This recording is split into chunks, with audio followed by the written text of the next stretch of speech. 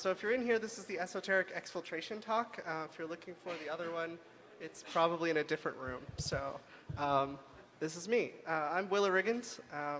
I'm a senior penetration tester from Veracode, member of the FamiLAB hackerspace down in Orlando. I'm the DC 407 point of contact. I do a lot of things, OWASP and BSides. But really, if you look at my Twitter, I just retweet cats. That's really all I do. All right, so Exfil 101. How many of you are familiar with exfiltration at all? Anybody in the room? Awesome. So it's the know-it-all crowd. So for those who aren't in the know, data exfiltration is the unauthorized transfer of sensitive information from a target's network to a location that the threat actor controls. That's from a Trend Micro article. But basically, that threat actor control is kind of our wishy-washy term here. What is that? That could be their server, could be their social media account, could be their Dropbox, could be anything, right? So why do you care? Data loss costs you money and your sanity. If anybody's ever worked incident response, it sucks when you lose stuff. If you've ever found creds on Pastebin that had your name in it, that sucks. So anyway, back in 2012, Reddit NetSec. Anybody follow NetSec on Reddit? Yes. Okay. So I did a survey back in 2012, and 82% of the folks who replied said, "Hey, this stuff is important. It means a lot to us and our networks and our money and our companies." So let's talk a little bit about covert channels and where to find them. And this is kind of where the meat of the talk is going to be, because I've done all this stuff. I've done the research. I've gotten caught.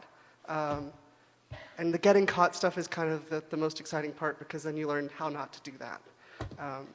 So the first thing is mask your traffic with normal usage patterns. So if you know a company uses social media, or their own web traffic, or they're using protocols for their everyday business like FTP, or everybody uses HTTP or HTTPS. Some folks have RDP open. Just knowing that stuff is really important, because then you can kind of build a model of what does a normal employee's traffic look like, and how can I look like that? Hide data in known safe payloads, so known safe, right? Status updates to Facebook or Twitter, that kind of stuff looks innocuous, right? You probably post 5 tweets every minute. That's a lot of data. That's 140 characters times 5. Not a huge amount of throughput there, but it's still cool. You could do something with that. Same with HTTP post. How many ASP.NET devs do we have in the room? Yeah. How many of you hate the view state because it's 2 meg? Yeah, that's 2 meg of data every single request that you could send out, and no one's going to notice it. It's just gone. Encode it, base64 it like view state, put it in a form, and just submit it to whatever web server. That's a meg, every single request, it's gone. The other thing is stay quiet, stay within a normal payload size, like that 2 meg view state. Don't try and upload 36 gig to Twitter. Don't. We've done this. It's not fun. Don't try to do that. You'll get rate limited. People will be like, what the hell is this? Why are there all these tweets with random data in it? Facebook will probably get really angry if I did that. It's important to realize that not only are you going to get caught by other people seeing that you're posting all this crap, but also it's going to throw a flag on whatever egress is there. So if there's a firewall or an app firewall, they're going to see a spike in traffic and go, what is that? What device did it come from? And that's one way you're definitely going to get caught, if you send 36 gig of data over one channel from one device all at the same time. So yeah, definitely stay quiet. And set your payload sizes based on what the channel is. So Twitter obviously is 140 characters. You kind of limit it there. DNS is even smaller. DNS as an exfil method kind of sucks. Facebook gives you a lot more leeway, but there's a lot of management involved with that. But we'll talk about that a little bit later. And encoding and encrypting your data. So depending on who you're doing this for or why you're doing it, you might not want people to know that you stole that data, right? You don't want them to know. You don't want them to Google and be like, why is my name in this weird Twitter stream of binary data? Why is it in there? because they'll trace it back, figure it out, contact Twitter, which will take a long time. They'll get back and they'll be like, oh, it's this device, it's uploading all this crap from your server. Like, you just want to make sure that people can't find it. There's a really cool tool called Cloakify by one of our other attendees who might be here that basically does DLP avoidance. And it's a really cool thing that you can use that to kind of transform the data before you send it out. So talking about transport, right? We've talked a little bit about why you do the things the way you do them, but let's talk about specific examples. So on the transport layer, you have network protocols, so we can do point-to-point stuff with HTTP. We can do telnet, netcat, all that stuff. Third-party drops like Dropbox or putting it on Facebook or anything like that. That's kind of taking the threat actor control to a third party and then getting it relayed down to another device. So those are cool because it's kind of like a dead drop. And then go into the airwaves, which is something I really wanted to show off today. But I am a terrible, I didn't sacrifice enough things to the demo gods, and my demo doesn't work, and the radios I brought don't work. So I will be having to contact SparkFun and figure out what to do there. So network protocols. The obvious stuff, HTTP, SSH, netcat. I mean, if you can get out with that stuff, by all means, use it. Like, that's the easiest low-hanging fruit. You're going to get out, that's fine. And by the time anyone notices you did what you did, as long as you've throttled it and hidden like you're supposed to, no one's going to notice. You can get all this stuff out.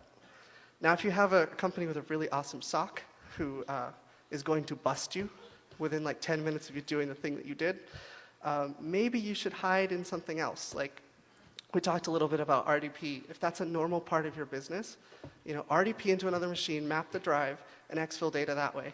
It's super easy. You don't need a tool to do it. And no one's going to really notice until later when they're like, why is this RDP session using so much data? So that sort of stuff is really interesting. There's some other stuff where, like, if they use a specific proprietary protocol, I won't name any, but you can basically hide data in that by munging the protocol. So if there's a request that like lists files or something, you could make it so that instead of listing a directory, it lists base 64 of the data you're exfilling. You could do some really cool stuff with that. So that's kind of the discrete way of doing that data on the wire stuff. Third-party drops. Obvious stuff is any file sharing service that will let you upload the size of data that you have. Again, you probably want to throttle it. And these are typically blocked at some proxy level or an egress firewall. Like, if these are available to you, yeah, that's like exfil's done. We have another problem, right? But pastebin, how many of you have pastebin at work? Can you get to pastebin? See, yeah, that's not a lot of hands. That's awesome. So we've blocked pastebin. What else is out there that you could use? Like, there's like 12 other services that do exactly the same thing, and they're probably unblocked. Right? So doing it discreetly, right? We can use Flickr, Imager, and do Stego, put it inside of a picture of a squirrel. Done that. That's awesome. Those two services in particular will let you upload things that are completely lossless. So you upload it, and you can download it, and all your Stego data is there. There's simple Python libraries that do all that stuff. The APIs change constantly, but if you keep up with it, I mean, you can exfil data that way. And when it goes out the firewall, it looks like you're uploading squirrel pictures, which is super weird, but nobody's ever going to ask you why. So Twitter and Facebook, I put Twitter in the same category as DNS. I kind of hate it as an exfil method, because 140 characters is just too slow. And by the time you get any meaningful amount of data out that wall, I mean, it's just, you're going to have to recompile it and get it all down, and it's just no fun. Facebook, though, Facebook has this really cool thing called groups. Anybody in a Facebook group? Where's the moms in the room? Because I'm in like 12. Okay. So Facebook groups let you upload files, and it is in the API to let you actually upload files into Facebook groups. So I create a fake Facebook account. I create a group with just me in it, and then I upload a bunch of files. And totally do that, right? And most of you at work, Facebook's unblocked. I know the Army does that. I know a lot of the DoD companies do that because it's required for business theory. So you can't block Facebook, can't block Twitter, can't block all these services that I have to use for business. So I'll abuse them and exfil data. It's cool. So kind of getting past that and doing the airwave stuff. A lot of folks think about this in the Tempest realm, right? We talk about, you have a room with a Faraday cage on it. You're not going to get anything out of that room. We've seen talks where they've done like fans, where you spin the fan at the right oscillation and you can exfil data that way. I don't know anyone who's done that on a pen test. Has anybody actually done that? Like Tempest attacks for exfil on a pen test, where you have 2 days of sleep and you really don't have the time to set that up? Yeah. Like, you can't do that. Like, that's too much effort for low return. But what if you had a device you could just plug in to a USB port on site? You broke and entered with your lockpicks and your little door tool, and you shimmied in. You just plugged the tool in the back of the machine, and that was it. No Wi-Fi antenna, no like HID device, just a USB serial UART that you plug in, and all of a sudden you had a remote connection. You could do a lot with that. You could write code and do all kinds of fun stuff, or you could just stream data over it, serial out. And the XB radios that I have are like 28-mile range. They do mesh. I have them in my hotel room. If anyone wants to see them, I'll bring them. I just need breakout boards that don't suck. But the cool thing with that is you could build a mesh network that went all the way up the strip. And the chances of anyone being able to triangulate each and every node by the time you were done exfilling data is extremely low. And these things cost like, I think the series that I'm using, they're like $70. You can get 1 mile range ones for like 40. So they're kind of like throwaway pen test devices. Just strap it to the back of a teensy, plug it in, walk away. Ham radio stuff, you could do APRS, right? Any hams in the room? APRS messaging. It's totally illegal, don't do it. But you could technically exfil over APRS, right? Because it's just text data, it's digital. I could just say, hey, my truck is here, my truck is here, my truck is in Japan, my truck is here. And you could use that to exfil data. And the cool thing with that one is that you can repeat it with internet repeaters and stuff like that. You don't even have to be in the country. You could just exfil with that. And then lasers. How many people are fans of lasers? So basically use the laser mic technique that everybody knows about. Everybody don't know about the laser mic thing. You aim the laser at the glass, you feel the vibrations from the glass, and you read it digitally by reflecting it off something. Do that with data. Why not? Right? I mean, that stuff's insane and totally out of the scope of a pen test, but it sounds really cool, so let's put it in the slide. So all this stuff is about attacking and breaking stuff, but what does the blue team say about all this stuff, right? What do? You can't block Facebook, you can't block Twitter, so what the hell are you going to do? So we can block endpoints. We can block individual malware endpoints. We can block some stuff by URI or IP, right? So every time I stand up a fake service with pastebin code on it, you block it. Fine, whatever. I can block egress at the firewall by the protocol or application firewall or whatever. I can just shut that down. Whatever the hell you're doing, I'll just block it. You can try to detect anomalies in payload size. So, look at the frequency, look at, hey, why is this machine turning on at 3 in the morning, getting on Facebook and uploading 6 gig of data? Like, why is that happening? That doesn't make any sense. You can look for that stuff, and that's cool. And you can block USB devices by class or device ID. Now, none of that stuff works. Unfortunately, blacklists just don't work. If you've got a proxy at your company, I won't name names, but a lot of them, like, you can stand up a new website, categorize it, get it approved through the proxy service, and it's good to go in 48 hours. So you can stand up your malicious website that looks like a My Little Pony fan site, which is awesome, and then have like a /exfil and just exfil data to that. Like, just use your Apache logs, just whatever, it doesn't matter, just stream data out. People think you just really like My Little Pony, and that's fine. Please don't access that at work. That's as far as the conversation goes. Cool. We can disrupt normal business if we start blocking stuff. So Facebook, Twitter, Dropbox, a lot of companies use that for large file transfers anyway. But if they have to use it, I can use it. And that's kind of like Moxie Marlinspike talks about the scope of choice with Google and the Facebook and TIA, and how you can't really not use Facebook if you want to be friends with everyone, right? So the choice is then, do I interact with people, or do I just not participate? And that's what we want to force people to do as attackers, is to decide between making money and preventing my exfil. And there's kind of a balance there. And it's for companies to kind of figure out what's more risky. And context is critical but difficult to automate. You can't, like, you can do deep packet inspection. It's awesome, right? DPI can do all kinds of fun things.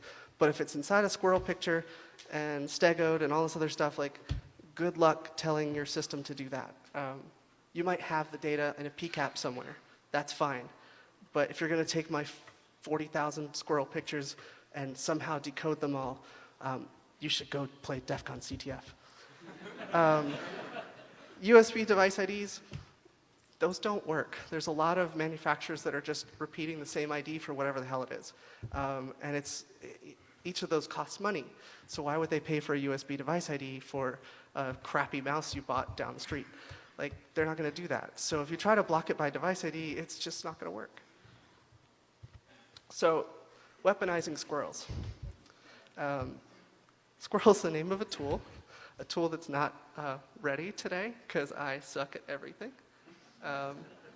It's a Python 2.7 based application. It'll be MIT licensed. You'll be able to download it, do whatever you want with it, munge it, take it apart, steal code, I don't care. Like, the whole point is that you'll be able to do exfil, and it'll be easy. So it's extensible via simple module-based plugins. So all you have to do is write a little bit of the base code for your module, for your exfil channel. And all the, like, taking the file and chunking it up, all that's taken care of. All the logging, all the stuff you don't want to care about is done. All you have to do is write a send and a receive. And so you can put this on the box that you've pwned, execute it with the CLI, and exfil. That's it. That's all you have to do. So this is what it looks like when you execute it. Right now, it just has you put the file name, the channel you want to use, and then a settings collection. And all the channels are documented to show what the settings are. Like for Imager, which is one of the examples I used, you can put in your client secret, client ID, and then that's all you really need for that one to exfil. So, cool. And that's what the tool, the module looks like. It's really hard to read on the screen. So they told me this was a 4x3 projector. But apparently I have tons more space. But if you can see that at all this stuff is just metadata saying what the hell is this thing, how big can my chunks be, and what does it do? And the rest of it is just send and receive. And all you have to do is write send and receive, and it'll work. So this is the URL that the code will be available at as soon as I stop being sick and my family stops almost dying. You'll be able to download the code at that URL. Obviously, it's not available today, but closing stuff I want to do. Additional modules, obviously, because the demo's not done, it should work. Executable payload generation with PyInstaller, so doing kind of an MSF Venom thing, do an MSF post module, longer range hardware, get with the Cloakify guy and shove that stuff into my code, and customize timing. All these people are super awesome because they've contributed in some way to me actually getting this done, / me being here. Veracode especially, and BSides, and DC407, and FamiLAB, and all those cool people. And thank you. That's kind of the talk. So.